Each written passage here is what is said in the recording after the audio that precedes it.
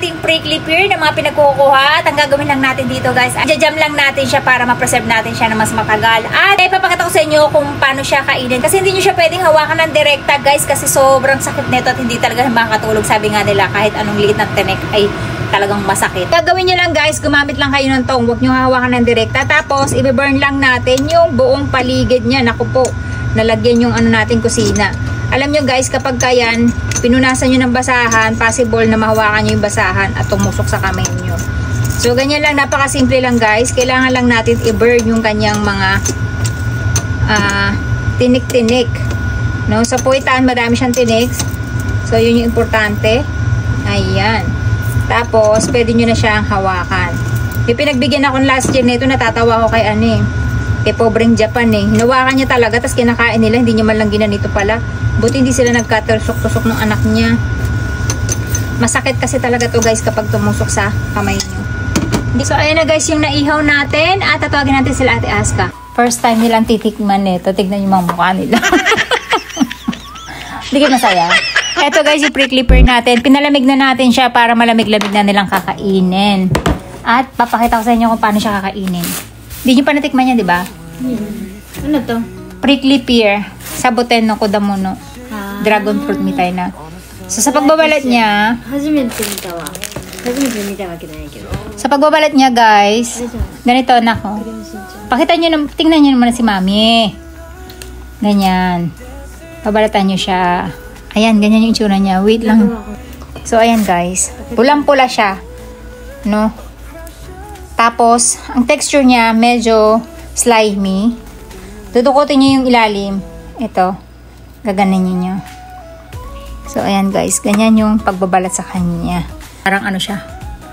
Mapulang-mapula talaga siya. Ganyan guys. Tingnan yung kulay niya. Ang ganda. Diba? Ng, ano niya, texture niya. At siya, ito na lang sa'yo. Ako nang babalat niyan. Umarte ka na din. Kailangan ka pa naging maarte. Yun. Sabi nila, ba't hindi ka doon nagtatagalog? Tinatanong nila. Mayor, marunong ka magtagalog. Naiintindihan mo nga ako eh. Ayaw niya kasi magtagalog. Ano lasa? Choto suppai. Soyo, mango to na aji. Tabete mi ryo. Hintay lang natin si Ate Akar. Ang tagal eh. Itadakimasu. Unahin mo na si Ate. Do. Suppa. Ang asim. Hilaw pa kasi yan. Hindi, pero hinog na siya. Pero kailangan hinog na. Kasi nagmamadali nga ako. Masarap yung jam, di ba? Tsaka yung juice. Ay, nanka, tapita ko ito na. Henna na juice ne. Anong lasa? Mango, suppaku shita. Desyo? Kanji.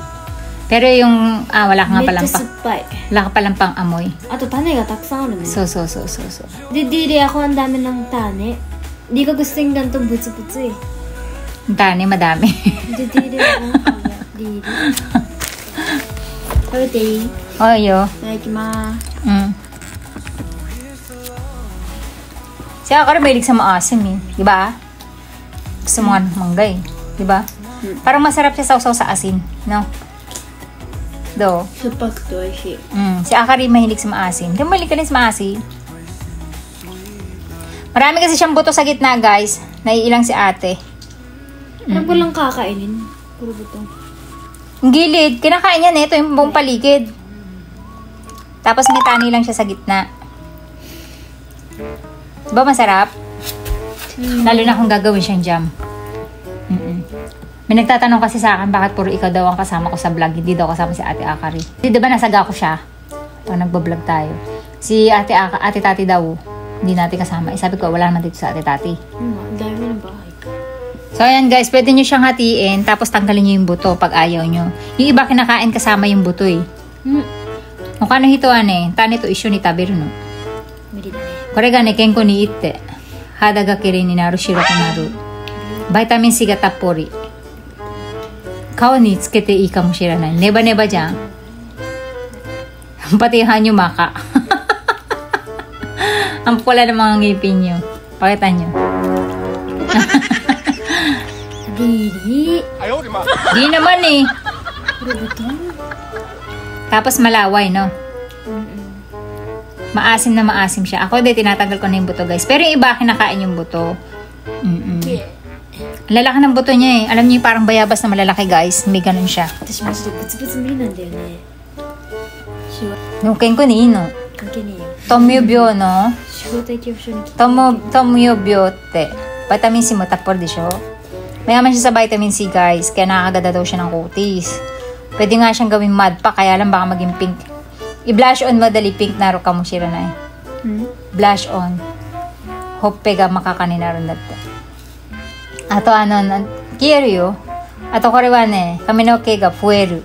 Kaminoke ni tsukattara. 見て。ごめんごめん。 Parang sabutin talaga, di ba? Neba-neba. Para talaga siyang cactus, guys. Yung isa, tingnan nyo. Para siyang cactus talaga, di ba? Cactus no aji. Yung neba-neba, sabutin. オクラみたい。 Oo, malaway siya eh. Ano? Nagustuhan mo? で、タニャが邪魔。 Luwa mo na lang. Pero iba kinakain yung buto eh. Nai-istorbohan daw siya sa buto, guys. Pero nasarapan si Ate Akari kasi si Ate Akari mahilig sa maasim. Yeah. Si Ate Aska, naaasiman. Dili. Maasim. Parang laway. Parang nilaway ko lahat. Sarap kaya, lalo na kung may asin siya mo atara ne. Siya ga atara, umay tumonay. 外国人が納豆嫌いなのこういう感じでしょ。 Wala. で、あれに見えてきた。ウィンナー、フィリピンの。 Ah, longganisa, mukha siyang longganisa. Ang tagal mo si Akari, nakadalawa na. Di ko kaya, di ba? Nani? Longganisa daったかな。 Grabe naman kasi. Oh, shit. Kaya yung damit nyo, guys, iingatan nyo kasi magkukulay ano. Allah! Hindi siya pwedeng gawing mud pack kasi pag ginawang mud pack, 明日運動会。 oo, pag ginawa siyang mud pack, kau ga May kahit ako makakanina. bukas, hoy!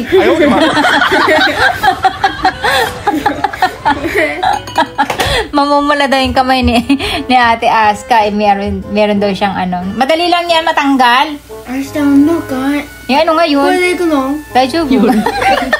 May sports festival kasi si Ate Aska bukas. Pulang-pula daw yung kamay niya. Si Ate Akari. Si Ate Aska naman may trabaho bukas. Pula yung kamay niya nagsaserve. Wala, tumakas ka na. Ang sarap kaya. Titikman din ng lola nyo. Ayan. Saka tinanggalan ko na ng buto. Tadakimasu. 持てなたんが。うんでもちょっと残った見て。ちょっと可愛い。可愛い。 Sugo, arayru yo. 洗えねえよ。見てよ。見てこの指。 Sugo, kieru yo, kore. Kudamono da kara. 人なのに。 Grabe guys. Para siyang manggang pahinog na, no? そうそう。なんでサボテンに見えないの全然。サボテン、これがサボテンになるんでしょ？ Saboten no. Kudamono. え？ Dragon fruit steru. 知ってる。 Mm, ドラえ meron. もんで見た。間違えた。クレヨンしんちゃんで見た。 Mm. Sumo pa? ちょっとどいて。 Wala sam sa tissue. 針とかついてるの？ Oh, natusok daw siya. Meron pa natira. Meron pa natira? Punasan mo yung kamay mo na muna. Te paro yo. 取った。なんやねん。 Lasang manggang hinog, guys. Ang lasa niya kasi nga ano pa siya, hilaw pa siya, no? Ang lasa niya 美味 maasim しい？だからいい。 na matamis-tamis. Para siyang ano, pahinog ダ na メダメ mangga. やね。スイカみたい。 Yung sa akari, daisuki. Kasi may sa maasim yan eh. Mm. Ako ano? Ako macaron. Pero ang sarap, guys. Ako nasasarapan. Kaya nga bagay siya sa jam eh. 美味しいなこれ。バイバイ。 Tapos ang maganda dito, pinalamig ko kaya mas masarap siya. Kasi kung assist natin ito kinain kanina, guys, na ano, na pagkasunog natin sa kanya, medyo mainit-init siya, hindi siya masarap. Unlike nung pinalamig natin siya, pinirizer ko siya while tayo ay nagbe-bake. Nagbabati ng itlog. Ayan. Sa Ate Aska, tumakas na. Dito lang ako.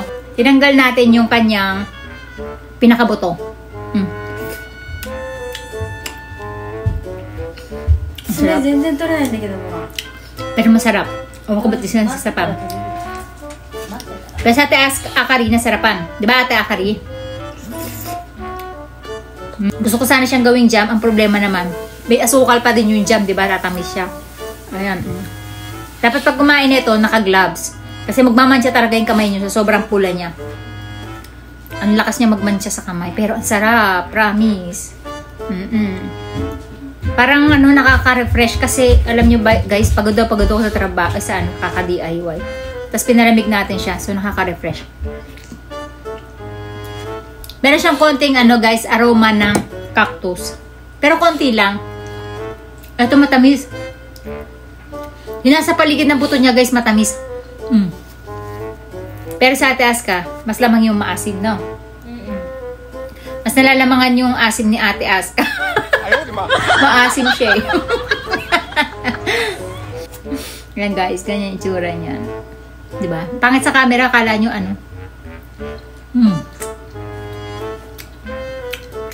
Ito hilaw pa. Kasi mas lamang yung asim niya. Slimy.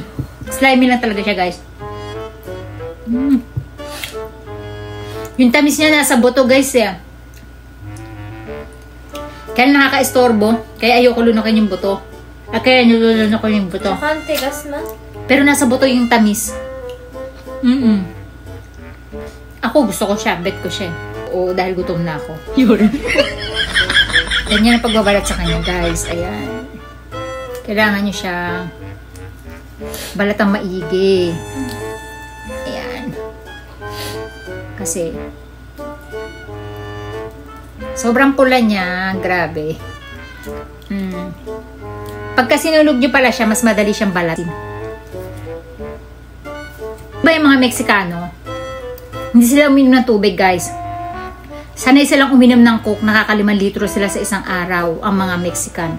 Pero, magtataka kayo, hindi ganun kataas yung rate ng sugar sa kanila. Kasi kung bakit, meron silang mga ganitong pangunta. Alam niyo sa Pilipinas guys, maganda nito magtanim kayo kasi malaking tulong to dun sa mga matataas ng sugar. Kailangan na gamot ng gamot. Dahil nasa tabing dagat siya guys, medyo may pagka salted yung lasa niya, no? Konti lang naman. Parang na-absorb din nila yung tubig dagat, no? So, ganun yung lasa niya. So, ayan. Siguro next time, guys, kapag nanguha tayo nito, hinog na sila. Kasi yung nanguha kasi ko nito, guys, hindi pa masyadong hinog. At kapag kakain kayo, make it sure mag-gloves kayo at maghahanda kayo ng tissue kasi sobrang pula talaga na magiging kamay nyo. 10 out of 10?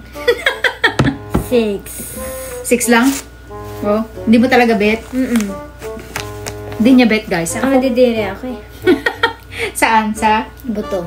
Sa buto tsaka sa laway-laway. So yun lang guys. Pero mabebeta nyo to lalo na yung mga edad. So yun lang guys.